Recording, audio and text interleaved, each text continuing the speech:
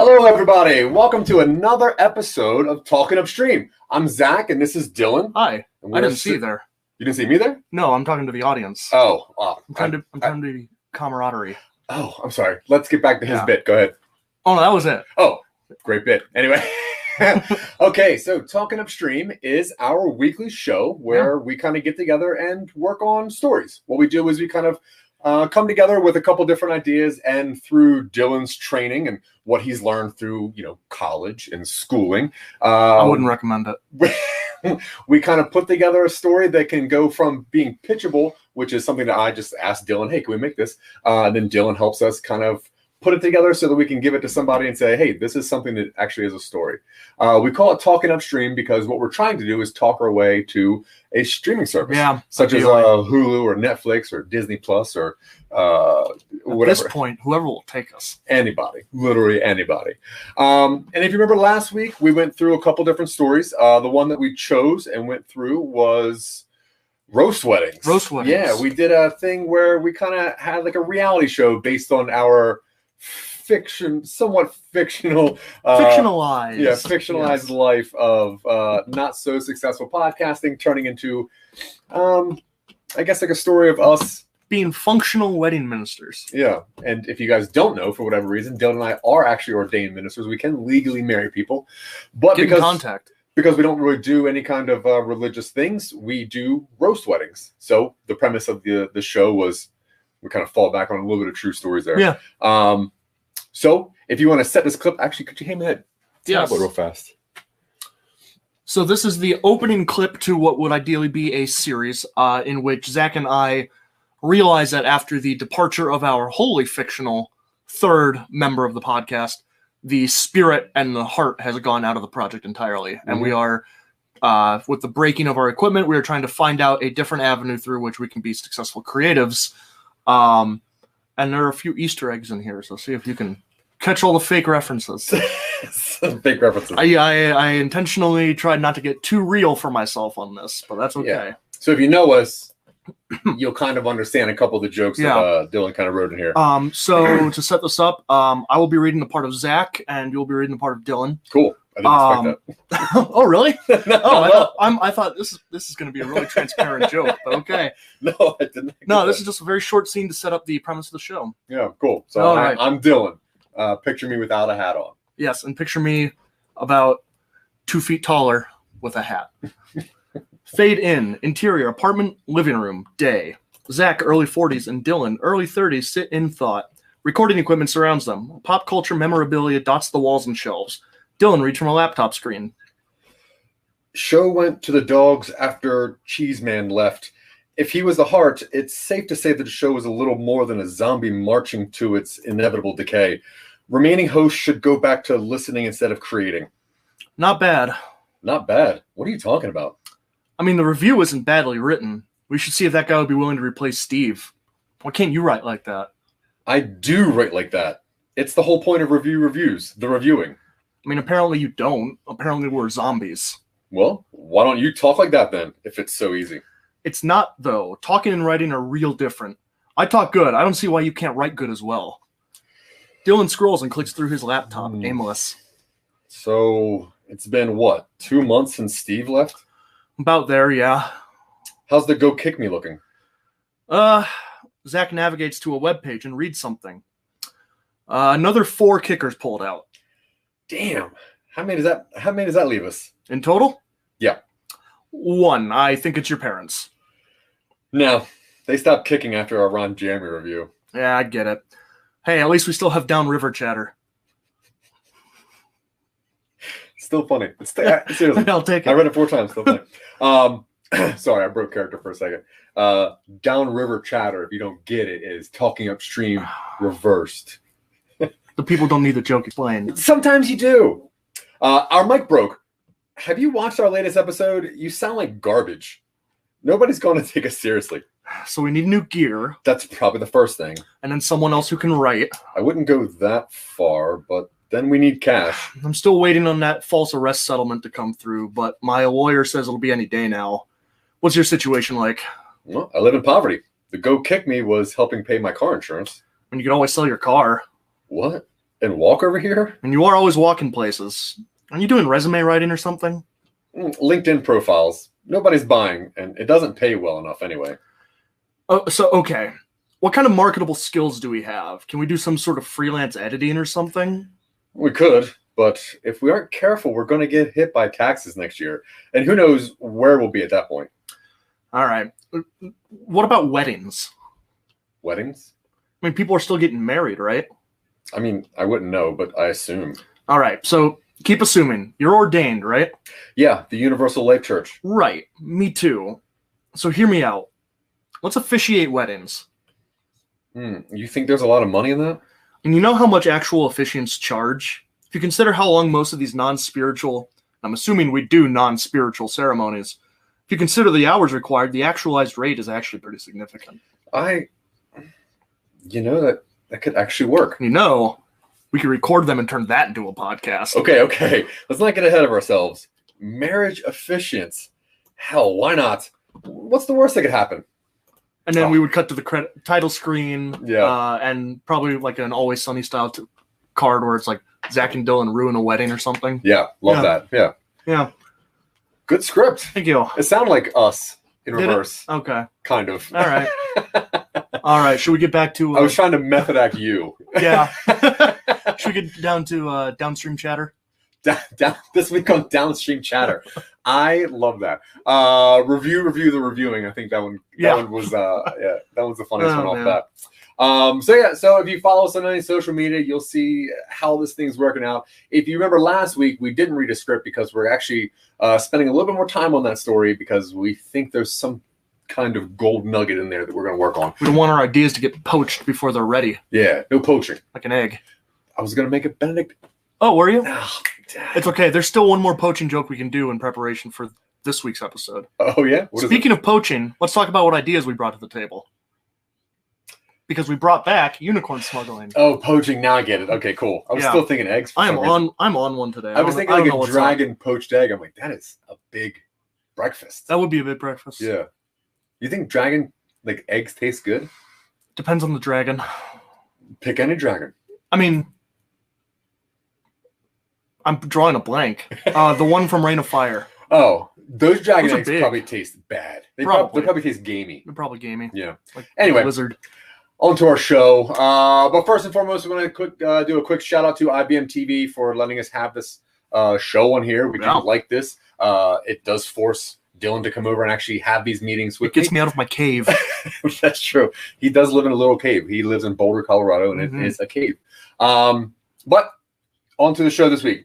So last week, the one that did not win was unicorn smuggling. So we're going to keep that one up on the board, as we see. We're still going to go through that eventually, maybe. Maybe. And mine won last week, roast weddings. What do you got?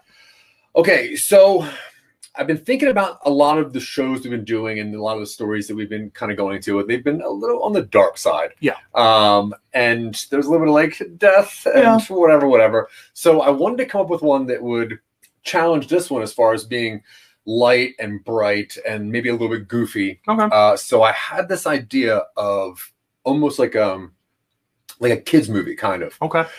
So the idea that I had, so me and my little brother Patrick, we tried when we were younger, we would try hard to get into the Guinness Book of World Records for the stupidest things, like most tacos eaten or most rocks fed to your little brother.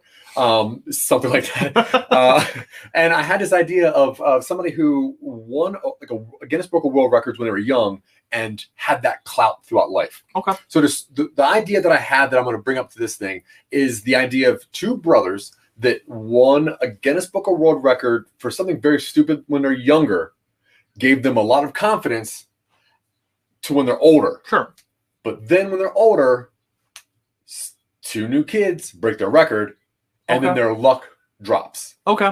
So for some reason, and I don't really know why, I think that's a kind of a clever story. Yeah. But it would need to be something very weird with the record Okay. part. So do you have an idea for that? Not yet? Not yet, no. It would need to be something that kids really want to do that adults probably cannot do as well. Probably like there's like those bouncy ball things. The ones with the little inflatable handles? Yeah. Or like the hoop or whatever. I think. It was like a hoop and then you kind of like just... I think so.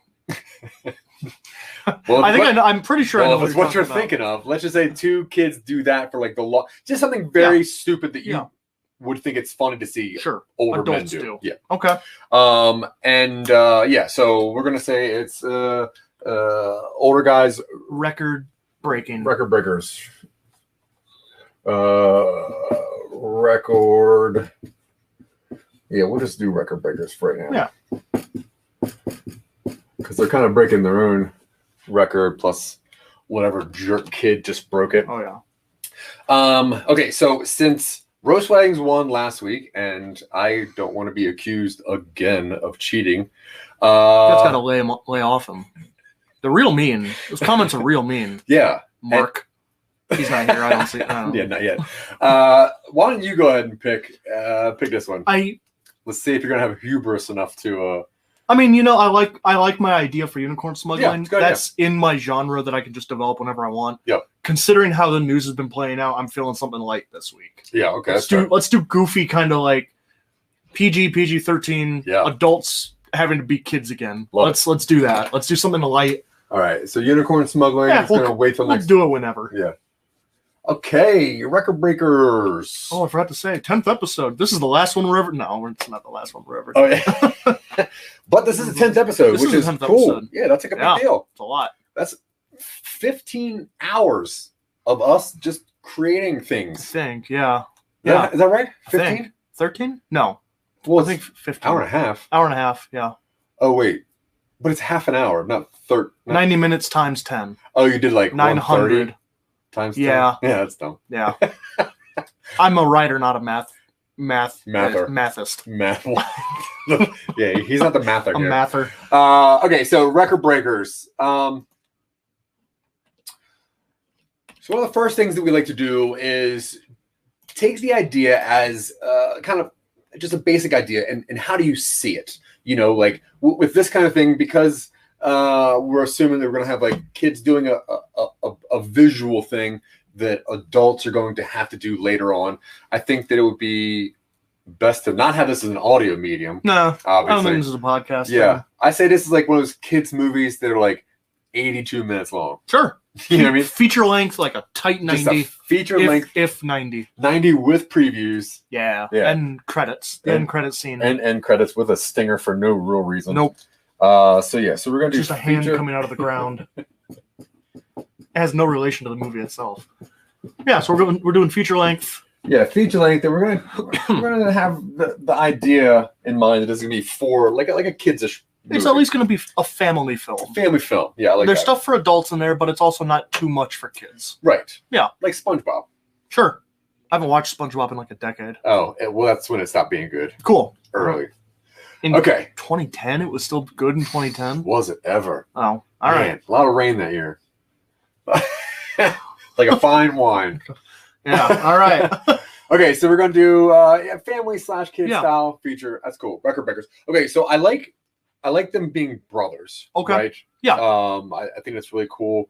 And when I gave this more than 4 minutes thought, the 2 people that I saw as adults, which I would guess would be the comedic portion of this, I see like a Jack Black and a Jason Sudeikis.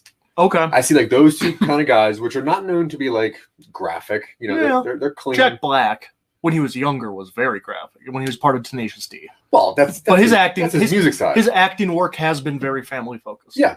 So let's just say, I was thinking, I had the thought when you were describing this, Paul Rudd and Jake Gyllenhaal, as kind of like a left field hit. Sure. But I can't recall Jake Gyllenhaal doing like a kid movie, like a family movie. Well, Bubble Boy. Haven't seen it. Oh, that's where he's in a bubble. Yeah. But yeah, well, I mean, I guess like Spider-Man. Gyllenhaal? Yeah. You would say Spider-Man Far From Home? I would say any Spider-Man / MCU is family friendly. Okay. But I know what you mean. And it does have that fever dream in the middle with the fear toxin, it's a cool which is pretty cool. It's very cool. Anyway, all right, so we're gonna say Jake. Yeah. We don't have to go. No, I like it. He's a phenomenal actor. He is. And honestly, if we can get him for this, then we should. So we're gonna have those connections. Who was the first one? Paul Rudd. Oh yeah, Paul Rudd. Yeah, because he's America's sweetheart. A kid forever. Paul R, as he was in probably elementary school. Paul Rubens. Yeah. Actually, wait. Yeah. Let's revisit this in a minute. Yeah, Paul Rubens is actually really fun. But no, I like Jake Gyllenhaal. I like Paul Rudd. Jake Gyllenhaal and Jason Sudeikis might be a good. That would be a good one. I like Jason Sudeikis a lot. I love Sudeikis. He generally plays abrasive though, so it could be a nice change. But from what I remember, he tends to be abrasive in everything he's in. Yeah, I can see that. But I think as an antagonistic younger brother, I think it would work. Oh yeah. But still, let's pick these two for right now. I think that's cool. Now we're also going to need the thing. Yes. The record. The world record. Yeah. And then obviously this timeline, which is going to be long. Oh yeah. I mean, it's a 90-minute timeline. Do we want to do well, I mean, as far as like in the story. Oh, okay. 3 acts makes sense. I think with if we're doing family friendly, we don't need to get too experimental with it. No. Let's keep it to 3. That keeps us on a good trajectory. For anyone who isn't aware, the 3-act structure, we've gone over this on the show before, but for new people, it is one of the most fundamental ways that you can tell a story. The best example I like to put out is the original Star Wars trilogy, where you have the first act, which is generally where the world has a way that it is, and the character is taken from that. They have their feet taken from under them, they have the carpet pulled out, they come home and find their desert homestead has been destroyed. They leave their comfort zone and enter the second act, in which the world expands and we learn the true way of things. They go through some trials, they meet some people. The end of the second act tends to have a downturn in the hero's story, where they are at their darkest point. Think the end of Empire Strikes Back, where they have succeeded, but they've reached the darkest point of their story, which is Han being captured and Luke losing a hand, etc. And the third act tends to be the hero getting their feet back under them, and then the story being resolved, either good or bad for the hero. But they traditionally have a re-entering into their old world changed. So I think, as far as like fundamental goes, if we're doing a family movie, we might as well stick to it. Yeah. No, I completely agree with that. Do an experimental 8-part circular story. Oof. Well, that would work, except for we need them to not be where they begin. Right. Okay, so what I kind of, while you were talking, sure. So obviously we're going to have the record win, which is going to just start the show, right? The start of the movie. We're going to have them roughly the loss of their title. Then they're going to go back to regaining it. Okay. So I think that's an easy kind of separation here. Now, what do you think are some funny things that kids do that's slightly athletic that there is a Guinness Book of World Record for? There's a slightly athletic Guinness Book of Record that kids would probably do. I'm only saying, I think for the most comedic value, it needs to be physical. How much preparation should they need to do for this? Like, more than they want to? More than they want. As a kid, probably very little. Yeah. As an adult, a lot. That's why I was thinking something like a bouncy ball for distance, but that's not really a 2-person thing. Longest human wheelbarrow? Furthest distance traveled. I'm trying to think of partnership events that you could do Guinness World Record. Yeah, and you also, probably could do. What? Hi, Mark. Hey, Mark's on. He says, "What do you folks know about brothers and younger brothers?" He has one of them. 7 years age and difference. I have a younger brother that is 6 years age difference. I don't have brothers. I have 2 younger sisters. But he looks up to me like a brother. But I'm just taller. But I'm also sitting down. That's why we designed this show like this. Mm-hmm. So let's see. Athletic feats that could be Guinness record. Yeah. That would probably be comical performed by an adult. That's what I'm saying. Think of something that you would think that these... I'm going to put Sudeikis back up there. Okay. I think that he'd be really funny to see doing some stuff. J-Sued. Is there a Guinness Book of Records for building a tree house? Something tree-based? Something climbing? I like it being a little more physical, Right. Because I want to see them having to practice to do it. What if it's like the highest jump into like a quarry or something? Like, quarries can be filled with water. Yeah. And some, like, growing up in Ohio, we had a quarry outside of town that kids would go swim in. Yeah. What if it was something like that? And now that as they're adults, they're worried about risking? Yes. But here's what I would like you to put in your brain. Okay. You need to think of a montage here. Okay. Now, the montage of them practicing jumping into a quarry. There's not much there. Not much there. It's hesitation. Yeah. Maybe 1 or 2 jumps. But I think that if it was something that maybe like a, what about like a tricycle, like a tiny tricycle? Okay. And Dylan has to kind of be on the back pad. Longest tandem tricycle ride. Tandem.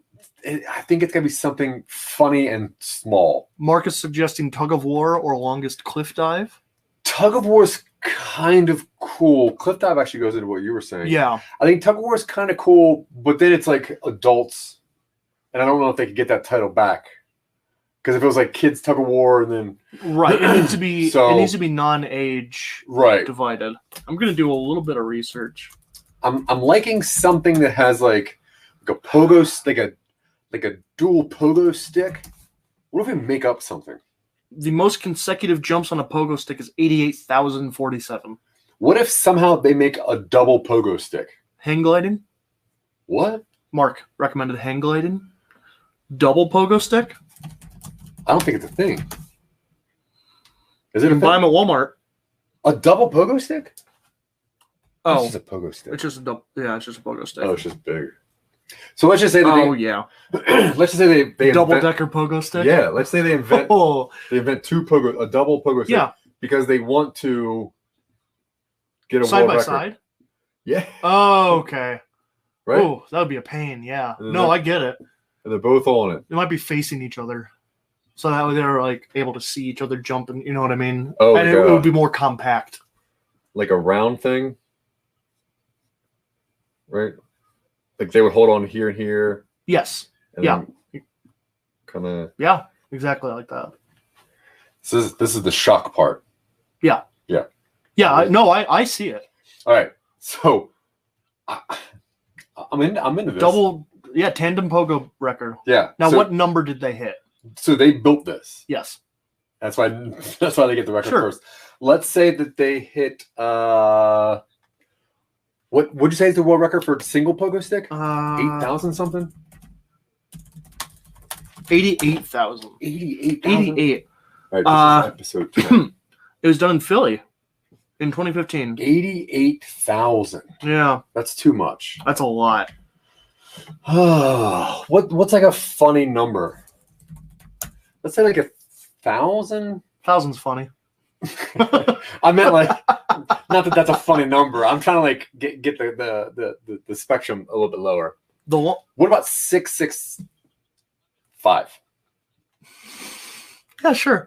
They stop. Yeah, they're like, no. They're like, okay. I gotta say, we're getting really close. Yeah. To what? I mean, you remember we want grandma to be proud. Do they live with their parents or live with their grandparents? Parents. Okay.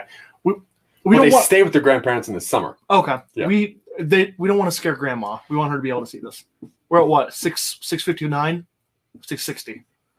When do we get out? Well, as late as possible. 6:65. And then they Yeah. Yeah. And one jumps off. Yeah. And the other one's like, we could have did it. They do 6:66. They're like, I'm sorry, grandma. That's cute. Yeah. Wait, how many is this? 666? No. Yeah. All right, cool. Do one more. I already got off. All right. So 666 accidentally kind of. 665 and a half. All right, cool. Because they're tandem. Yeah. Yeah, it's like, you got to do one more. I already got off. It would be the first one. All right. So because they invent this thing and they're so excited about it and they do 665 tandem pogo jumps. Yeah. To get a Guinness Book of World Records. How old do you think they should be to make it as funny as 10 years old? A 10-year-old set a record 5 years ago. Perfect. For nearly 2 hours in October. How old are they? Both the same age? Very close. Like 2 years apart? Like 11 and 9. How about 10? How about 10 and 12? Sure. Well, I already wrote 10. All right. It's a good thing these markers can't be erased by your finger. Well, it takes a second or else it smudges. You saw that. Okay, so we're gonna say, we're gonna take Paul Rudd out of here. Okay. Jake Gyllenhaal and Jason Sudeikis. Although I wish one was a little bit fatter. Oh, 10-year-old set the record. Oh, for most. Okay.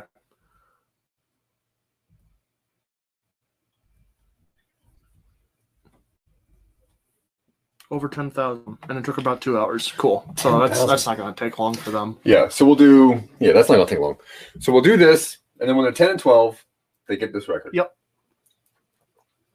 Now, I think it's funny that they're from like a nothing town. Nowhere town. What's a nowhere town? Lima, Ohio. Is that where you're from? Kind of. Lima? It's the biggest town nearby. Nearby here? No, nearby where I grew up. Lima? Yeah. Like the bean? Yep. All right.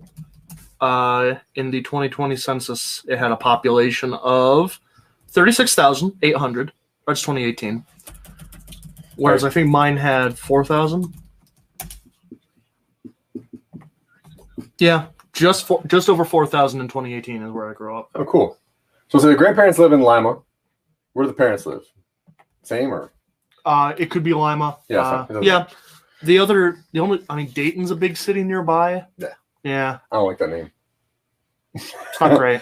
All right. So when they're 10 and 12, at their grandparents' house, they get this record. Now I'm going to say because of the fame that they get, it really puts them off to like a trajectory where we're probably at some point going to hard cut to them being adults. I assume there would be a montage of them kind of like feeding off this confidence. Oh, yeah. One of them tries out for sports and is good at it. One of them has a good prom date. Yeah, exactly. They both get into. One of them goes to Ohio University. It's like, hey, aren't you that kid with the tandem pogo stick? It would be a moderate regional story if these kids made these. Like all these local stations are going to pick this up and run it. Yeah. So let's just say, what are two career paths that younger popular dudes would get into? Business. Okay. Pharmacy. Well, what about politics? We could do politics. Like a local Ohio politics. So let's say gross. Business. I'm naming two of the more popular majors that kids in my high school went off to do. Business and pharmacy were the big ones. Oh, yeah. Yeah. We're going to say by the time we catch back up to them, which they're going to be 40 and 42. Okay. Okay. 30 years later. 30? Okay. Is that good? That works for me. 35. The idea of two 40-year-olds on a tandem pogo stick is pretty 33 years later. All right, so 33 years later, we have 43-year-old and 45-year-old.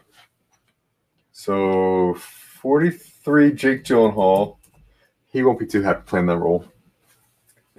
And 45, Sudeikis, who's going to be very happy to play that, I would assume. Okay, so now they are. Jake Gyllenhaal is a local politician. Sure. I think that's cool. Yeah. What's like a decent but not great politician, like state senator? Sure. Is that a thing? Yeah. Okay. States have senates. I don't mean like senator. You mean like a congressman in the state legislature? Yeah, sure. Or something. Or like a governor? No. Nah, like governor's too big. Mayor's possible. Mayor's cool. All right. Mayor of Lima? You got your work cut out for you. Yeah, you do. Yeah. All right, so now... you know what I'm talking about. The two of you watching know where Lima is. All right, so we have our Mayor Jake. Mayor Jake. And then business. What's a good business? In a local town like this? Pharmaceuticals? Produce stand? He could have moved away. I think it's actually funny if he moves away. Yeah. So let's say that he moved to Dayton. Or whatever is like the bigger Cleveland. Cleveland would be north. Columbus is where all the stuff happens. All right, so he moved to Columbus. And he does what? He could just be an entrepreneur. He just owns a whole bunch of businesses. Just business owner. Yeah. Cool. He owns like a movie theater and a farm stand and a pretzel place and a local electric scooter rental. And they're kiosk. Successful. Yes. But not happy. Of course not. Content. Okay. You mean like not upset? Oh, at this point, yes, they should. Yeah, they'll be content. So they're content here, right? Yeah. Yeah. Little upside down jellyfish. I'm glad you picked up that reference. Okay, and then right here they get a phone call from the Guinness Book of World Records. Does the Guinness Book of Records call when your record is broken? They get no. So what happens is Jake calls Jason. Oh, okay. Like, you won't believe this. They broke our record. Which record? The White Album? What do you mean? I left that at Mom's house. Yeah. Okay, so that was signed by the fifth Beatle. Pete Best? No, the other one. Oh. Stewart? No. Stewart. Okay, so then Mad TV reference. Jeez. Deep cuts. That's fine. We're all about fine. that. All right, so we're gonna say they get the info right here. Yeah. And what needs to happen immediately, I think, is that their luck drops.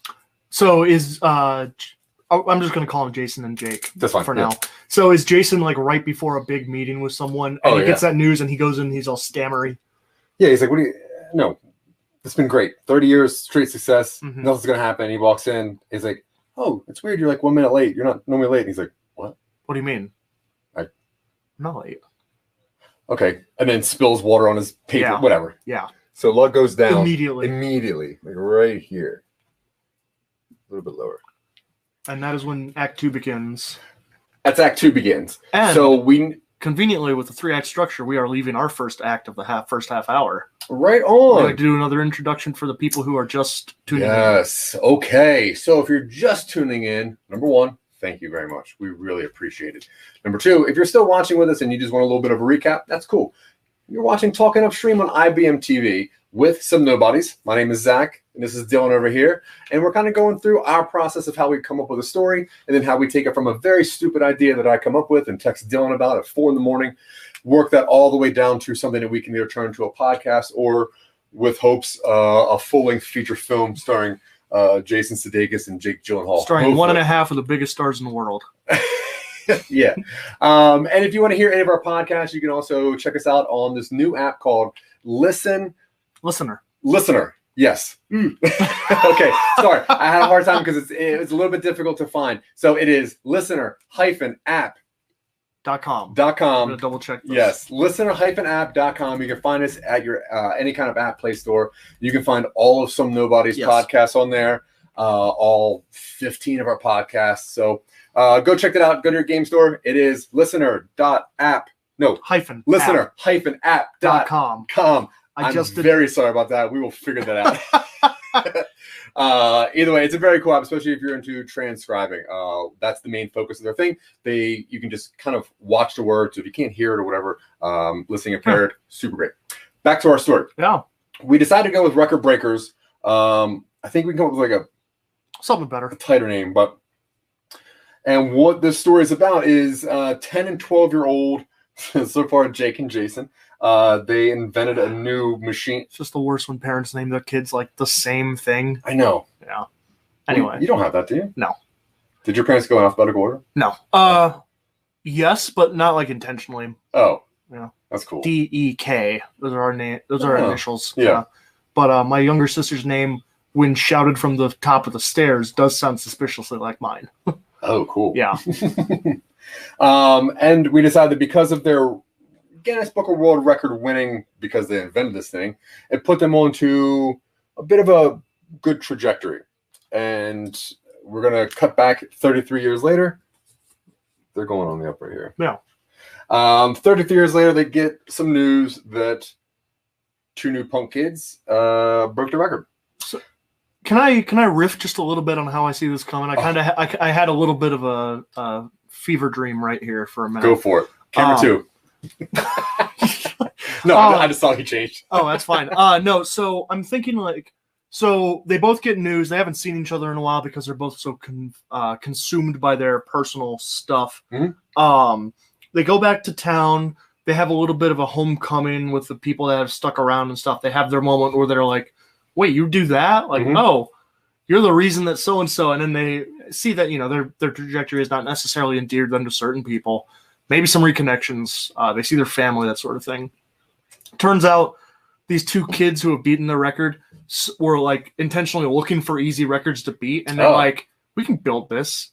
They didn't even make it to 1,000, and they made it to like 15,000 or something on their tandem. Yeah. So those kids are really, I'm imagining them a little antagonistic towards Jason and Jake. Like, sure, you guys really didn't do much. Like, this is not hard to do. We welded these to like the ring from a trash can. It's just two pogo sticks welded together.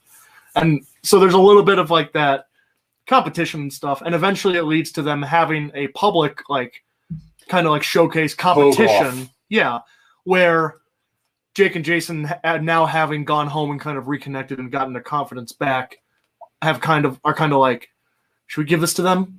I mean, it helped us out. We're kind of in a good spot. And then the happy ending is like they let the kids win. Okay. A little bit. Yeah. Where it's like the kids are like, are you sandbagging us? And they're like, what is that? Is that like TikTok lingo? Yeah. Wink. And then no, I like that. We get we get Smash Mouth to play All Star or something. But let's say the same way they get this, because they were so close to 666, they freaked out and got off. They're like one away from beating their title, and they fall off. Yeah. Cool. I'm into all that. Cool. I think it's a good, heartwarming story. Yeah. Okay, so what are we going to see for the whole second act, though? I think that is them kind of re-exploring their hometown. If this is 30 years later and it's in like Midwest Ohio, a lot of stuff is going to be different. A lot of. Do you think this is set now? I think we can set the adult story in modern day and have the 33 years back go back to 87. Right? Yeah. 87? Oh, I like that. 33 years, right? Oh, 87. I wouldn't know. Well, I'll tell you. Some good times. Maybe. I wasn't in Ohio then. I was in Dirt, Maryland. I wasn't in Ohio either. You're in Michigan. No, I wasn't in Michigan either. Well, I didn't parts exist. of you were. No, that would be California. Oh, is that where your dad's from? No, that's where my parents lived for a while. Oh, cool. Weird. California? They met in Texas. They taught in Southern California for a while. I was born there. Then moved to Ohio when I was 3. Yeah, all over. Yeah, interesting. Okay, so now we're back to Lima. Yep. And it's changed. Well, is there like some kind of weird conversation they have? Like, oh yeah, hey man, like think some bad stuff's got to happen for a little bit, right? Yeah, sure. Does Jake have a minor scandal because he's a local politician? Oh, absolutely. Maybe like maybe these kids come and brag to him about breaking his record. They hunt him down. Yeah, he's like, look, just leave me alone. Like he's at a town hall meeting, and these kids stand up and they're like, "We just want you to know that your little double pogo thing was absolutely wrecked." Hey, shut up! And it's like, oh, he badmouths the kids. Mayor screams at kids at town hall meeting. Yeah. That's funny. And then part of his like going back home could be a goodwill thing because he has a campaign for a higher office, and so this is him kind of like. He originally goes home as like an excuse to do a political campaign. Oh, yeah. So bad news. Yeah. And then we need the decision. Yeah. Maybe we got to get this record back. Right? Yeah. Do you think it's the record? It can't be the record, right? I think it might be the record. No. Think about it. When did you get the confidence to ask what's her face to the prom? The same day we got the trophy in the mail. Yeah. When did I get the confidence to run for city council at the age of 16? At the age of 16? You remember. They wouldn't let me. No. But it was because you were in the newspaper. Is it the record? So that's going to happen right around here with the decision. The big decision. I think that should happen earlier. I think that should happen closer to the second act. Well, I was thinking that they got to have some bad news first. Right. So okay. They get the info right around here. Yeah. There needs to be like that. They each have to have one bad thing, and then they have to have a second bad thing to have them have the conversation. I'm thinking they get the record as kids by like the 10-minute mark, if that. I think the thing starts with them deciding. Effectively getting it. Yeah. It's like the first couple minutes of them deciding what to do, making the thing. We have maybe a 10-minute montage of them being successful and growing up. And growing up, And then we have and then I think right there, Where? Do we want Jason's luck to change before he knows the record is down? No. Okay, so we want it to be almost placebo effect. Yeah, we're like, was it actually luck, or is it just in his head? I like that. So you get the bad news, then decide, and then I think from here, this is when they go back home. Yeah. Partway through the second one. Yep. Yeah. Like, hey, we got to go back and rectify this. I'm trying to rectify this. Yeah. So then there's like the back home stuff. Yeah. Of them being like, hey, this place looks a little bit of different. Sweet Home Alabama, a little bit of Sweet Home Jumper. When he goes Jumper. back and his crush is working at the bar. Oh God. No one ever references Jumper for any Get reason. used to it. I'm going to do it every week now. There's no other reference you can make to Jumper unless you're talking about surfing on top of a pyramid. That's it. He doesn't surf. He sets up a beach chair. If he can jump anywhere, why would he bring the surfboard to the pyramid? Because I don't know. The movie was made purely for an aesthetic decision. Either he wanted the surfboard while he was chilling, or he was going to surf after or right before. Yeah. Either way, he jumped to the pyramid with a surfboard. No reason. Tune in to our podcast for Some Nobodies discuss Jumper. Dude. I could complain Movie fights. hours. Okay, so we're gonna go back home. And what do you think should happen here until you think they should start going back for the trophy at the 2/3 mark? I think they go back home and I think they try for it. Like right away? Right away. They're like, how hard can it be? Yeah. Do we still have, and then they're like, Ma, do you still have our double pogo stick? And she goes, yeah. Oh, I assume she would keep it because it's a Guinness record thing. Oh, it's like set up. But it's there's like a velvet rope around it. Either that or it's just packed in the back of the garage and it's been neglected for the past 30 years. I kind of like that maybe it's in Jason's room. Like since he went away first, like that room turns. What if it's in like the middle school trophy room? Oh, cool. And you gotta break it out or something. They either gotta break it out or they just go and take it. Yeah, I like that. I can imagine Jason Sudeikis like at a trophy case and someone's like, "Sir, are you supposed?" He goes, "Yeah, this is official record business." Yeah. And he just wrenches the door open. He doesn't break it. Yeah. I don't think we go that route. No. But he's like, "Don't even lock this," and then he just takes it. And he goes, "We'll get it back in a second." And they go and they try it, and they can't do it. Yeah, first attempt. Well, Emma does have an outdoor skate park, Mark. Yeah.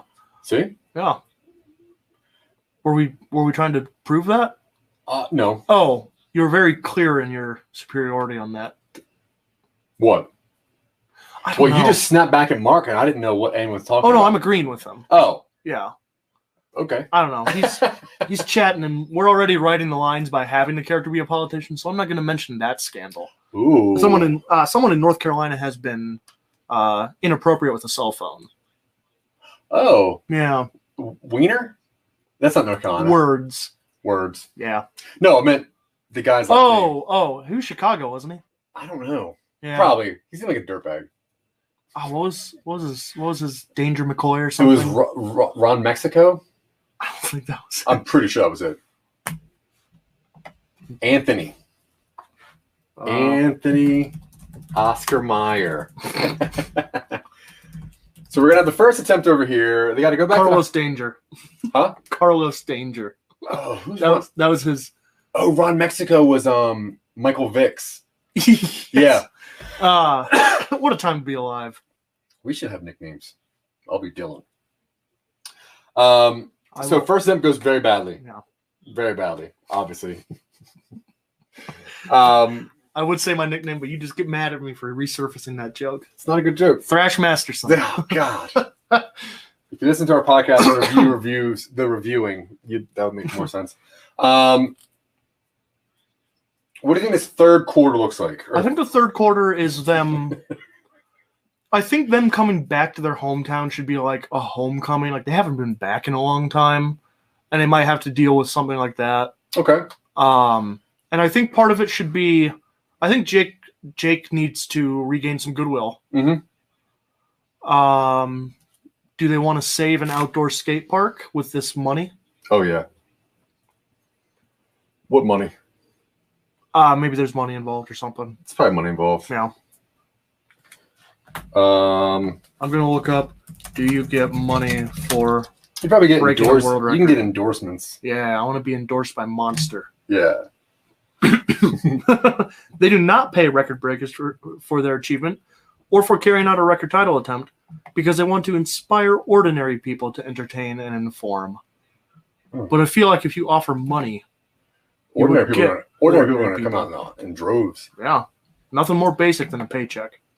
So there's going to be like a public, like the kids maybe call them out, or before they get their goodwill turn, they call the kids out. They call the kids out on his campaign, like TikTok or something. Yeah, it's like, hey, we don't need Guinness here. Click clack. We'll beat you straight up. Yeah. Click clack. It's gonna be banned here soon. Yeah. No, that's why the click clack is the American open source. It's not open source. The alternative. Right. So the first attempt is them doing it with what? Guinness there, but nobody else knows. Yeah, I think so. Something like that. They do it. They like film themselves doing it or something, and they get like 4 hops and fall over or something. They get out of sync. Yeah, they try a couple times. They're out of sync, so I feel like there should be a hometown problem they have to resolve for themselves before they're back in sync again. You know what I mean? Yeah, sure. Like what? Hometown problems. Hometown problems. Well, okay. So if Jason left, he probably left somebody right after high school. Or to go to college. Yeah. So there's probably some kind of, one of those girl He took me on prom and never saw me again. Yeah. Just like in Jumper. That's not how Jumper went. I think it is, actually. I think that's how Grosse Point Blank went. You're right. It's Grosse Point Blank. Man. Deep cuts is all we make. Hey, that's my middle name. Actually, it's Fritz, which is a deeper cut. Fritz? Yeah. I was named after a movie. Agents of S.H.I.E.L.D.? Well, that fits. That's not a movie. I mean, it depends on how you... Yeah, I was named after a show that came out 6 years ago. You can legally do that now. No, my dad named me when I was born. Oh, okay. After a movie that he saw 5 years earlier. I'll tell you off air because it is not appropriate. I was going to make some inappropriate jokes, and I remembered we are on a family-friendly network. Yeah. But if you Google my middle name, you'll probably find the movie. Okay, so we need a lot. I don't know. Show me a bunch of like urgent care centers here. Oh, no. It's a cat. Oh. Seriously? Yeah. Dude, my dad loves this movie. Oh, I think you've mentioned that before. I have, yeah. Oh, man. If you don't know who Fritz the Cat is. Don't. Okay. Well, we need the whole third act, and then we got to work on our scene. Mm-hmm. So what do you think this third act's going to look like? So at some point, they have to have... I think they try and make a big event out of it. There's got to be a big event. I think they go to the kids and they're like, hey. What if they make a parade? Parade's not bad. I like a parade. I like floats. What if they go to the kids and they're like, hey, yeah, Mark says that's a horrible movie. Which one? Oh. It's not horrible. It's not good. No comment. But is that a parade? Yeah. Yeah. Parade. I think they announce like, hey, if you're I think they get into like a little bit of a social media war over this. Yeah.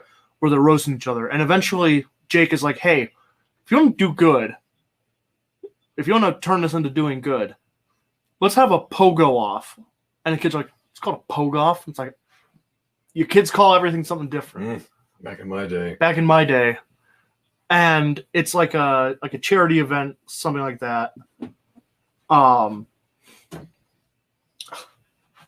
And all the money is going to go towards like restoring the old skate park that's desperately falling apart and has been nicknamed like the tetanus playground.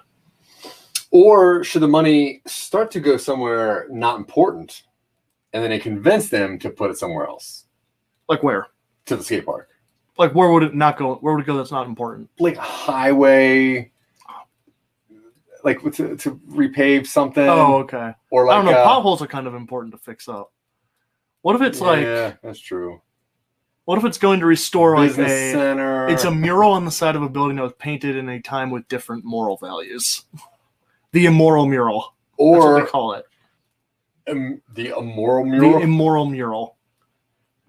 It's like Parks and Rec, how they have all those paintings in their town center. Yeah. I was thinking something like that. I know, but it would need to be something that like maybe the kids don't find important. Yeah. Okay. So what if it's like fair. refacing their business something? I don't know. I do like that alley behind the pharmacy has gotten real rough. There's this old park that they're going to turn into a... Oh, wait, that's actually the whole premise of Parks and Rec, isn't it? Kind of. Like, there's this weird park they're going to turn into like a parking lot or something? They were trying to turn a big hole into a park. And then by the end of the fourth season, I think they did. Yeah. Yeah. I like that. It's a good, yeah. So what if they were going to take this old beat-up park, turn it into like maybe additional parking for something, and the money is to prevent that from happening? The money is to turn the park into a parking lot.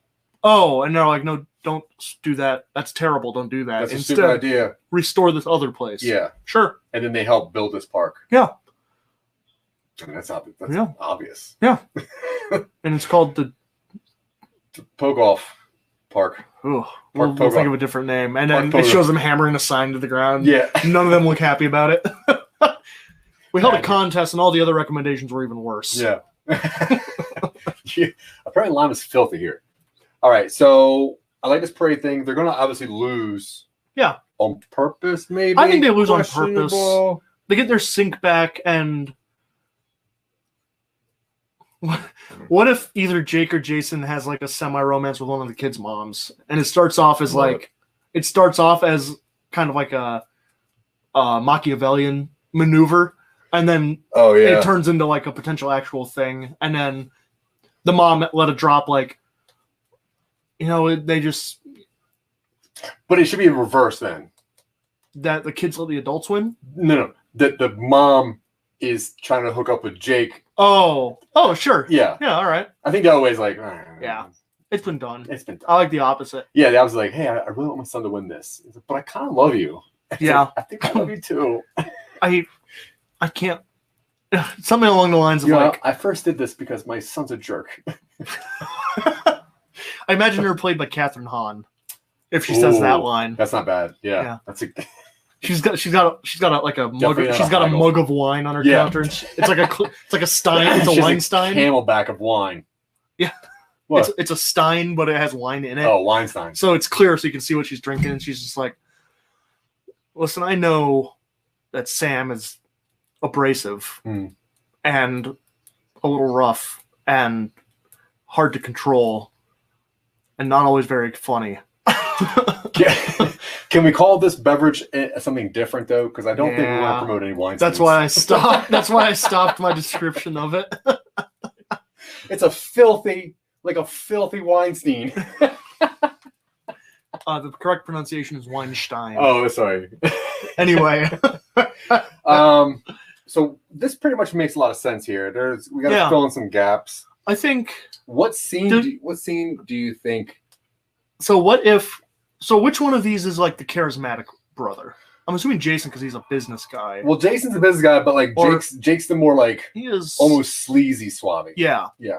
So one of them goes back, and one of the kids' moms that they don't know of. Yeah. They don't know that she's his mom yet. Is someone that he had a crush on in high school. It's not the one with the prom date. Love it. So he's reconnecting with her. And then they have that kind of like Spider-Man Homecoming revelation where they open the door and the kid is there. And he goes, "What are you doing here?" He goes, "I'm here to see your mom." And then he like puts his arm around her and he looks back. If you do anything, I will kill you. Oh, I love that. That's good. I think that's a pretty good one. Yeah, I like that both of their like the relationship things are pretty clever. Yeah. Because then he could be the one who like the mom started dating him. Yeah. To make sure they fail, but then I think that's funny. What is there a scene that stands out so far? I'm thinking right around here probably. I think the phone call before his business meeting. So the phone call from Jake to Jason, letting him know. I kind of want to write the scene where the reveal that the woman is the kid's mom. I kind of want to do that. That's pretty funny too. That's just a funny scene. That's like right on here. And I've written business meeting scenes already, at least once for Appeal. So this is. So it's Jake going to. Is he like a hotshot up and coming political guy who's also eligible? Yeah. That's his big thing. Oh, yeah. He's like, I mean, he's 43. But well, yeah. I mean, he's still old. You can marry people at that age. Nah, that's way too old. Right, Zach? No. Okay. Once you're 42, you can't get married anymore. All right. Hey, I'm 41. Oh, okay, cool. Yeah, he's like real suave. He's very into like social media. He's very like quote hip. I could see him thinking that he's very, very cool. I can also imagine Jake Gyllenhaal's like face when he goes. Oh yeah, he does that like, where he does the Donnie Darko kind of like. Yep. Where one side of his face goes into the middle of his head. Yeah, like that Night Shift. What was it? Nightcrawler. Nightcrawler. Nightcrawler's real good. If you haven't seen Nightcrawler, I think it's on Netflix. It is. I just watched it the other day. That's an official Some Nobodies endorsement. Yeah, by the same director as the one who did Velvet Buzzsaw. And if you haven't seen that, okay. It's good. I need to rewatch it. I was not impressed my first viewing. It's clever. Well, not clever. It's interesting. I'll say that. Yeah. But Nightcrawler is way better. Yes. Where else we at here? I like this weird circular pogo stick thing. Mark is saying, wait a minute. So if I find Miss Right at 58, I can't get married. Wow, my life has been decided. Smile. I was wondering, no, that's not true. Don't take Zach's advice on anything. Also, that could be Colorado rules and not North Carolina. I have no idea. That's true. Yeah. No, I was just making jokes because Dylan likes to make old jokes at me, to me, around me at least. I take it personally. I do. And he does. All right, so you got this scene going on. I think so. And I think that's pretty close to the end of the third act. Or second act. Yeah. What do we want their dark moment to be? Like, what do we want the end of the second act to be, where they are at a low point and they need to... Because, like, I'm trying to think of what I've watched recently. Palm Springs, the end of the second act, is when she leaves and decides to do her own thing because he reveals certain things about the time loop. So maybe one of them has, like, a fiance or something. Yeah. Probably Sudeikis. And she dips... He also, because of this bad news here, like he could either lose money. I feel it has to be something in the town, though. Yeah. Yeah. Let's see. While we're thinking about that, do you want to go ahead and sum up the next half an hour? Hello, everyone. If you're just tuning in, this is Talking UpStream. My name is Dylan, and this is Zach at the whiteboard. And we are using this whiteboard, as we do every week here on Talking UpStream, to develop a short, quippy idea into something that is ideally something that is pitchable and developable by us or whoever is willing to get involved in this. You can see the whiteboard behind Zach has taken on quite a few different notes on it. That is because we have decided to take the idea of a record-breaking pair of brothers and develop it out into a family-friendly kind of coming-of-age, re-coming-of-age, hometown return story. Yeah. Old man falling down and getting laughed at. What? Well, like in those kids' movies where like some old guy always falls down. Oh. Like what they think is an old man falls down. Oh, sure. Okay. Yeah, that's what this is. Okay. You're going to see like Sudeikis like fall down and then kids are going to laugh at him. Yeah. Okay. Yeah. I misunderstood what you meant by old man. I thought you meant like 80-year-old, like old man. And I'm no. Old, like 54. Ugh. Man. Like, oh, it's not a bad idea. What if one of them has an ankle injury and has to fake their wellness in order to compete? Oh, that's cool. Injury. Yeah, that always works. I like that. How do they get injured? Probably doing this first attempt. You think so? And then that way it's like, well, we can't even do this. Like, we have to do this. Like, okay. I think that's actually really cool. Yeah, that's not bad. First attempt turns into injury. Yeah. Thank you for the suggestion. The other one person watching, you can also chime in if you like. Please. It's probably Suzanne. Oh, well. Whoever it is, it got a nice, obvious wink. All right, let's see. If I could add sound effect. 54 is not old, says Mark with a lot of exclamation points. I know. You're not old, Mark. You're distinguished. Yeah. Wine doesn't get old. It gets good. Mm-hmm. Or better. Is that what it is? You said good. Gooder. You're right. Gooder. There it is. Thank you. We got it. All right. So you like this scene more than this scene? As far as what I would like to write, yeah, it seems like it would be more fun to write. Plus, I just like that. I like that reveal. So I think Jake probably gets hurt. where he has this like mocking, like he goes, "Don't worry, I'll have your mom back tonight." Yeah. And he like looks back over his shoulder and he gives like maybe he just does like a, I don't know. I don't know. I don't care when she comes back. And just he goes, be good. And he goes, I don't want to hear about this on my podcasts. Yeah. Whatever, old guy. Stop talking about my mom. Yeah. Yeah, he doesn't bite. I feel like the kid just doesn't take the bait. No. He's just like might have how old rough. do you think I am? Yeah. Buddy, I don't care. I don't care. She's a strong, liberated woman. Yeah. What are you going to do? I raised you right, Billy. Yeah. I like that. Okay, so they obviously do not... Wait, do they not get the thing, right? They don't get the record. I had that they start... This has to be the thing where like Jason Sudeikis like ends up buying a business in town. Probably. So he could stay in town. He probably helps invest in like something that's on the hard times, and then that way he has a reason to. It's like, I can always, I always have a reason to come back and check on things. It's like the movie theaters on hard times or something because it's like a single screen like locally owned movie place. Yeah, or like the baseball field needs redone. Yeah, it's no tax money. I don't particularly care about sports. But we can do a sports thing. It always seems like kids always want the baseball field redone. I guess. Are we not doing the skate park anymore? Oh, like skate park. Yeah. That's okay. Better. Yeah, that's better. All right. Well, let's walk through the scene that you got going on here. The other person might be Kim. Of course. I'm sorry. I never. She can still add in. Yeah, you can still talk. Talk me through the scene that we got. So there's a scene of Jake and Billy's mom. Yeah. So I'm assuming. Let's see. So Jake he's single, and he's well known for being single as far as a politician goes. Yeah. He's a hot mayor. He is getting ready. He has to stay at his parents' house because he's not getting a hotel in his hometown. Nah. And are both of their parents still alive at this point? Yeah. Okay. So they're doing their kind of like, let's see. Jake could probably pass for 40 even. Yeah. So if even younger, but their parents are going to be like in their early 70s, but still able. Yeah. Still mobile. Gene Hackman and Katherine Heigl. Gene Hackman that young looking anymore? Katherine Heigl. I don't want to work with her. That's I think it's super old. No, Kathleen O'Hara, and which one is that? She's like in all the Christopher Guest movies. Beetlejuice, the mom of Beetlejuice. Oh, okay. Yeah. So that's the mom, and then John Lithgow is the dad. John Lithgow. Okay, I like John Lithgow.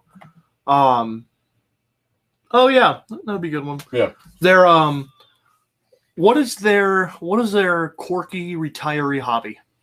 The parents. They're cyclists. Okay. They just they come in when they come home at first, and there's no couch, and they're just two stationary bikes in front of the TV. Yep. It's like we don't relax down here. Down here is a couch upstairs? No. No, the bed's upstairs. We got rid of the couch. Okay. And they just spend most of their time reclining at like the dining table. Because there's nowhere to sit in the living room except on the bikes. They bring like ottomans into that room and they sit on the bike but lounge. They turn the bike around and just lay on it. I like Sigourney Weaver suggestion as the mom. That's a great suggestion. I always like a suggestion for Sigourney Weaver. I know. There's always room for her. Yeah. We're not that kind of people. No, we're off the rails this week. It's okay. Episode 10, no rules. Hey, this is like an anniversary or something. So I'm assuming he's at his parents' house. Mm-hmm. He is dressed well. His parents are giving him a little bit of a gentle ribbing over it. Like, ooh, Mr. Big Shot worldly politician coming back for the hometown girl. And he's like, I have nothing for you because you're my parents. And they go, I know, we raised you well. And they're on the bikes. Yeah. They're actively on the bikes watching Shark Tank. Yes. Something old people love Shark Tank. Watch. I like Shark Tank as well. I can't. That's your one joke of the show. I just hold the door open and you walk through it. I don't make you go through it. So he leaves. Jason is outside vaping or smoke. He's doing something. He's outside for some reason. Sure. And maybe he's on the phone. Maybe this is coinciding with his conversation with his fiance or something. It's going badly. Yeah. And she doesn't quite understand why it's such a big deal for him. And he goes, "Hey, I just, this is like a big moment for my brother and I." And, hold on, no, it's okay. He's here. Yeah. Hold on. Yeah, he's here. Hey, what are you up to? And then he's like, "Yeah, I'm going out." Where? What do you mean? Where are you going out here? Like, there's nothing here. Like, what are you going bowling? It's like 9:30 at night. They close at 10. Everything closes at 10. He goes, "I'm getting drinks." All right. Good luck. I don't know. Yeah. I'm assuming Jason, at least for a long time in this, does not have a high opinion of this town. No, he wanted to get away pretty quickly. Yeah. Yeah. So Jake is driving, or he pulls up at a house. Jason's outside eating a burger because his parents have gone vegan. Well, yeah. That's not bad. That's pretty good. Yeah. He just has pocketfuls of just beef jerky. Yeah. He has to eat. It's like, "Hey, are you smoking?" He goes, No. It's like, it smells pretty smoky. Jerky. You want some? Yeah. Your dad won't let me have I can only eat celery so often. Yeah, they call that veggie jerky. It's pretty close. Ugh. So he drives off and he pulls up outside a house. And he goes up and he's like getting ready, clearly, and he has flowers or something.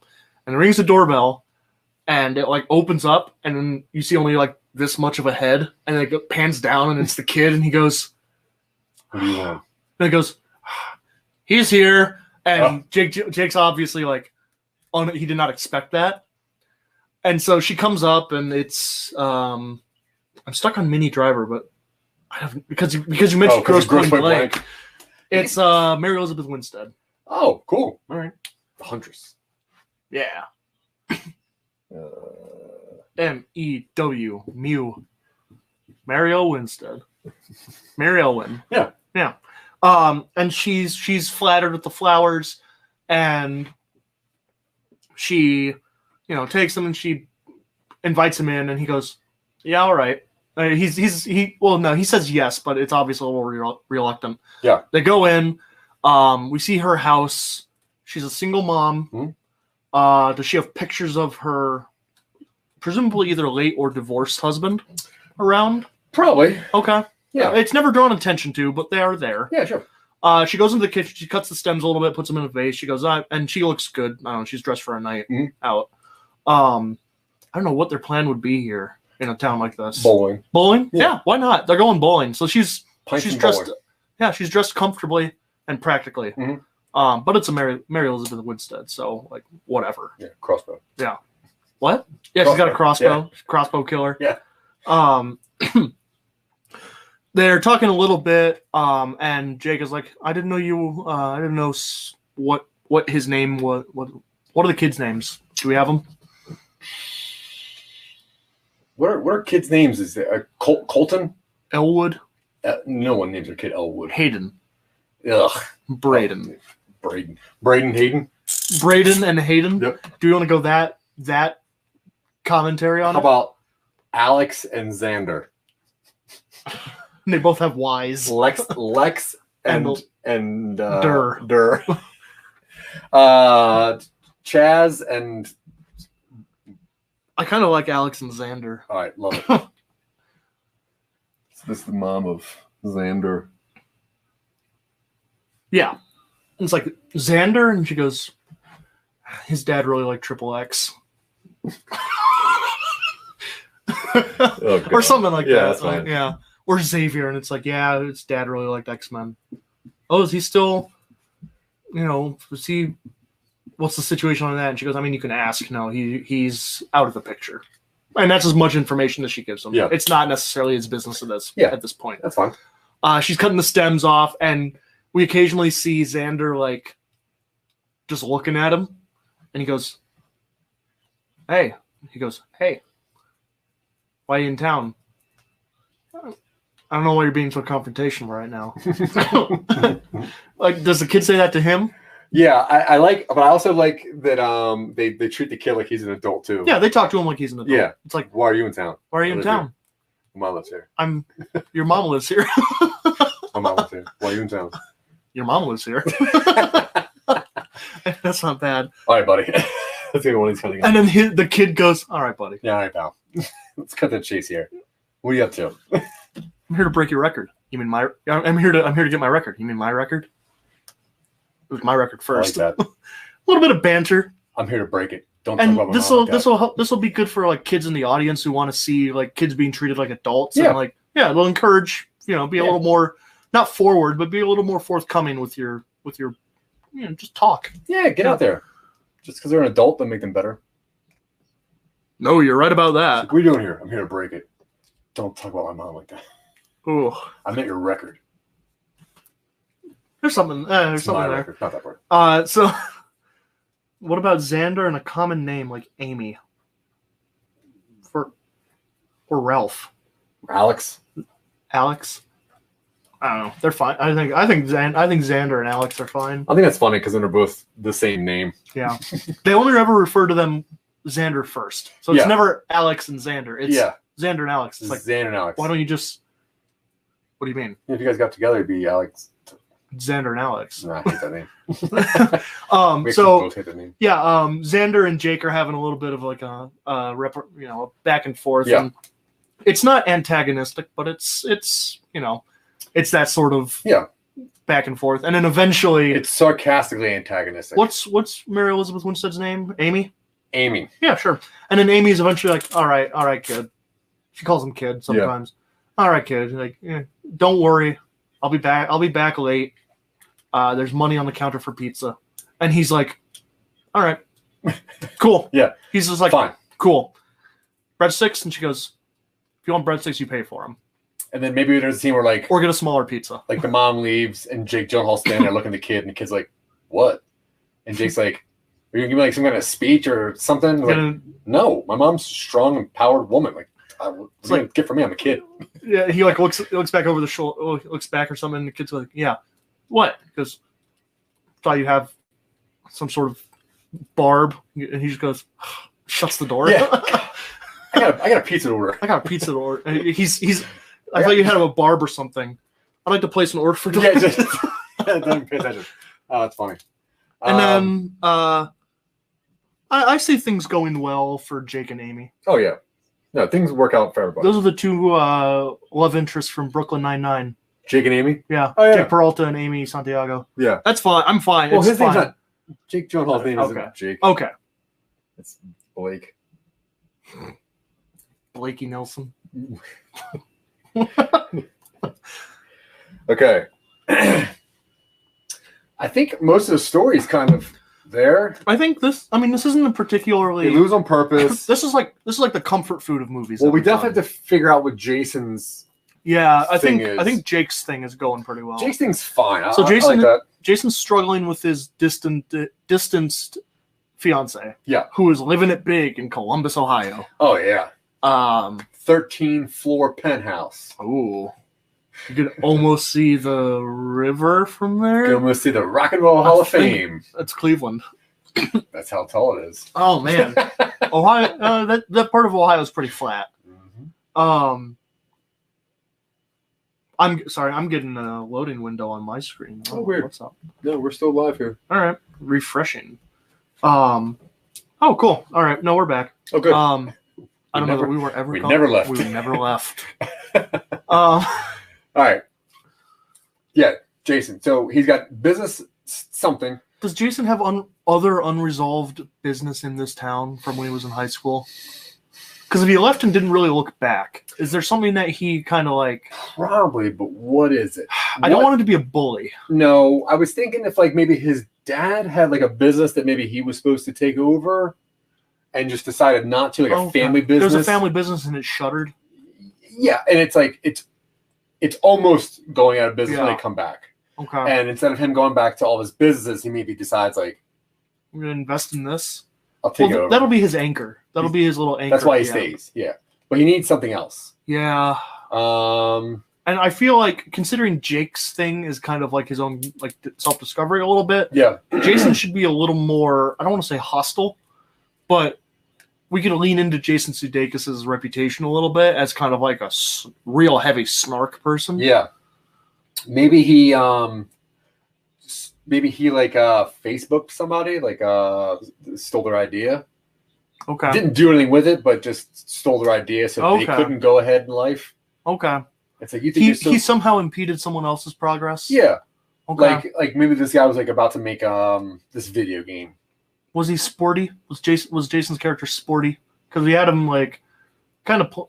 He was the hot shot at least. I imagine between the two of them, he was probably the hot shot. Sure, that makes sense. In high school, yeah. After this confidence boost, I feel like. Yeah. But what would sports have to do with? I don't know. Well, that's the thing. I'm not sure. Yeah, I was thinking maybe make it closer to like his business aspect. Yeah. So I was thinking if like maybe he was in high school with somebody who was going to make like a video game. Yeah. And he kind of like either thwarted that, and now he's more in like the tech business. Maybe he took it somewhere else. Maybe he was like, you weren't going to do anything with this. Or him and a guy were working on something together. Yeah, and he wasn't them. Yeah. Yeah. That's not bad. And that guy's still there, and he's like, fine. He's like the manager of a restaurant. Yeah. But his game is in the restaurant. Yeah. It's doing pretty well. He's got an arcade cabinet. His one only cabinet. Yeah, all right. I just think that he should have some kind of negative emotion to want to come back. Like, so Jake has no problem going back. Yeah. I think Jason should want to almost not want to come back. And that's what the first time they do it super fast. Like, this just. What if his rival is like the local entrepreneur? So he's on like enemy territory the entire time. What if his rival was the other kid's dad? That would be an interesting parallel. But they're not together. Oh. You mean so Alex. So Xander's mom is Xander's getting mom with Jake. Is Amy. Yeah. And then what if Xander's dad? Oh, Xander's dad. Maybe. I was thinking Alex's dad. Well, that makes sense. That's a little bit too obvious. I don't know that it's necessarily a bad thing for this to have that sort of like simultaneous brothers, like kind of struggle and then personal kind of catharsis. Yeah, I'm cool with that.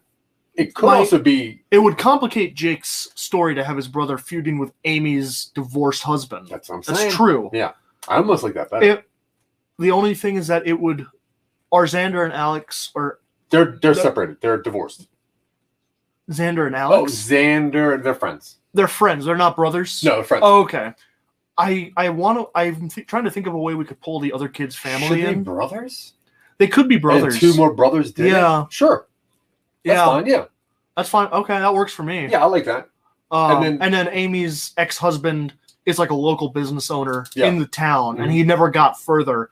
So while he is technically very successful, he's localized and not isolated, but clustered. Yeah. So he's got this kind of resentment for Jason going out into the world, and Jason has a resentment for like, you know all this, and there's no way you're really gonna.